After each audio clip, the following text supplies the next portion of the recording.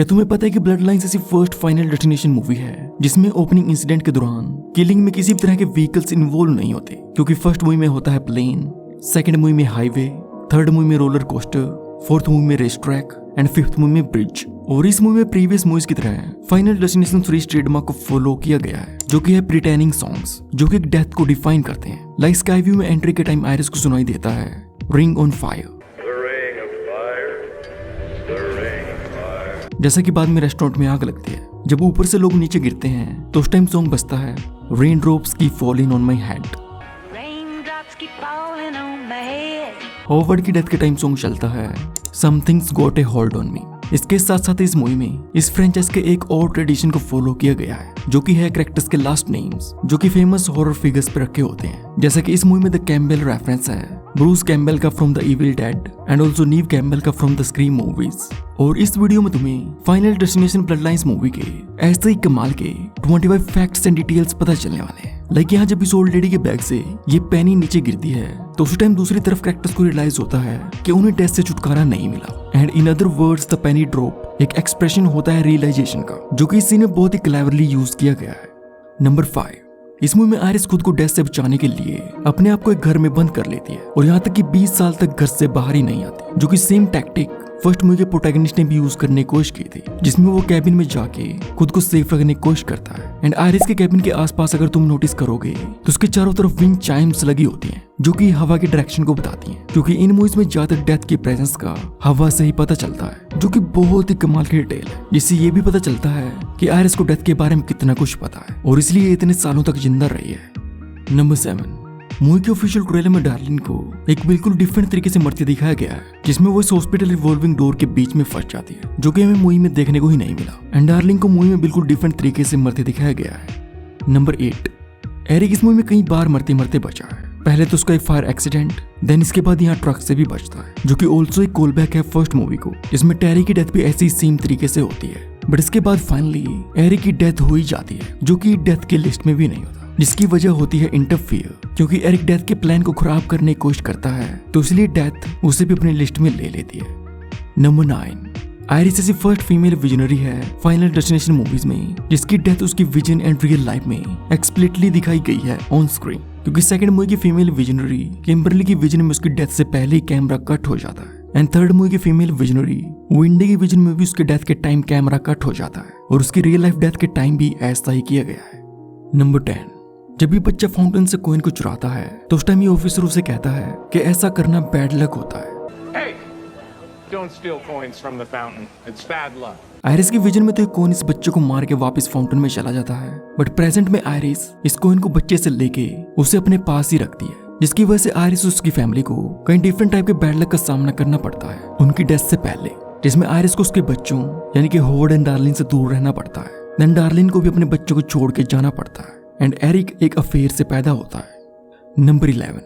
इस मूवी में Bobby and Eric का एक बेबी टर्टल पैट होता है पाको के नाम से, और इन दोनों के मरने के बाद अंकल मार्टी को पाको की देखरेख करते दिखाया जाता है, जो कि डेथ की लिस्ट में नहीं होता। एंड टर्टल्स को हमेशा से ही लॉन्गेविटी एंड प्रोटेक्शन का सिंबल माना जाता है, जो कि डेंजर को देख के खुद को हाइड कर लेते हैं, जो कि सेम कैरेक्टरिस्टिक्स मार्टी के साथ भी दिखाई गई है, जो कि इस पूरी मूवी में चल रही डेथ हंट में इन्वॉल्व नहीं होता और साथ में सभी बच्चों को भी डेंजर से दूर रहने के लिए कहता है। और इसके साथ साथ मूवी में एक और एनिमल सिंबलिज्म है जिसको ऑलमोस्ट हर किसी ने मिस किया होगा। तो स्काई व्यू के सामने एक क्रैब स्टैचू बना होता है एंड क्रैब सिंबल होते हैं रेजिलियंस, एडेप्टिविटी एंड परसिस्टेंस के, जो कैरेक्टरिस्टिक्स परफेक्टली फिट हैं आयरिस को, जो कि डेथ के अटैक्स को देखते हुए अपने आप को उस सिचुएशन के हिसाब से अडेप्ट करती है एंड परसिस्टेंटली खुद को कई सालों तक जिंदा रखती है।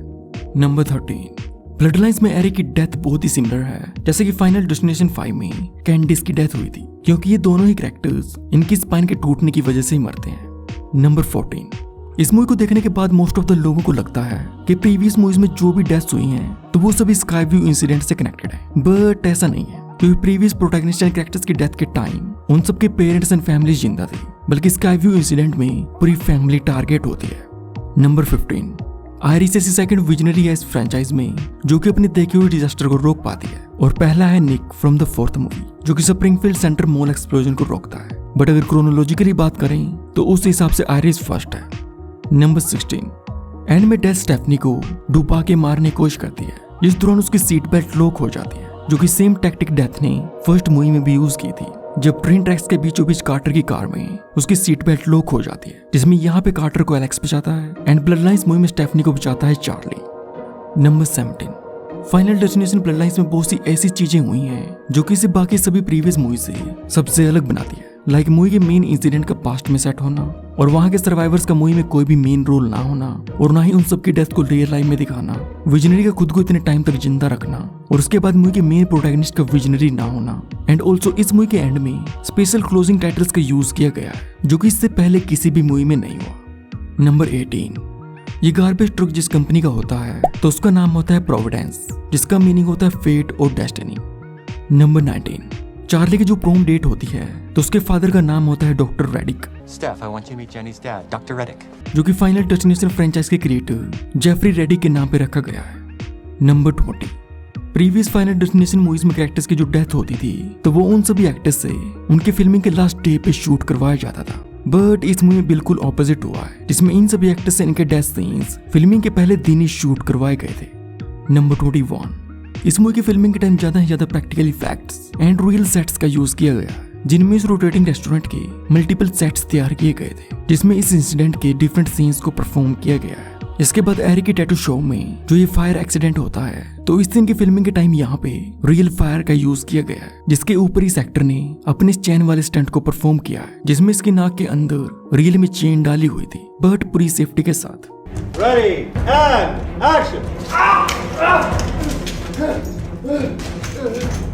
एंड मूवी में दिखाए गए सभी डेथ सीन्स को भी प्रैक्टिकल वेज में शूट किया गया है। लाइक हॉवर्ड की डेथ के टाइम जब लैंड मूवर उसके फेस के ऊपर गिरता है तो फिल्मिंग के टाइम यहाँ पे एक लैंड मूवर टॉय का यूज किया गया था, जिसको एक्टर के फेस पे रख के उसमें से फेक ब्लड स्प्रे किया गया है। इसके बाद जूलिया की डेथ को पहले इस मूवी के डायरेक्टर ने परफॉर्म किया था